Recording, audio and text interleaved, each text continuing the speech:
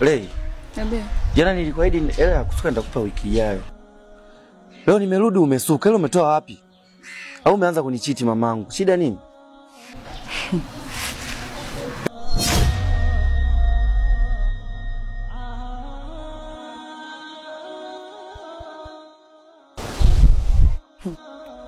Naachaje kukuchiti? Kila siku nikikuomba hela wewe huna. Hujawahi kupata hela wewe? Kila kitu ninachokuomba huna. Afu eti nakupenda usinichiti.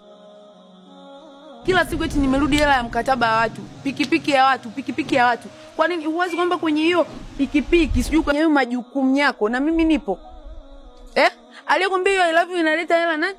Mimi ni msichana natakiwa nipendeze. Sijui unanielewa wewe? Usinichukulie mimi sina akili.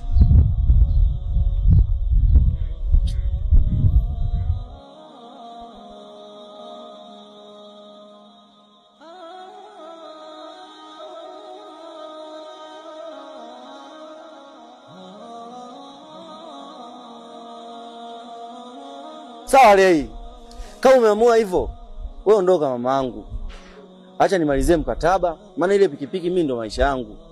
Sawa mamangu. Kama umeamua hivyo kunichiti mamangu, wewe nenda tu. Sikulazimisha sana.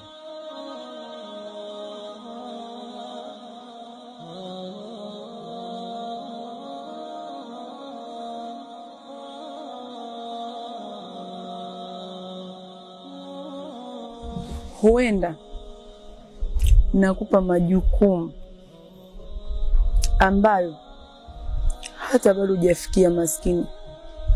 Bado mtoto mdogo.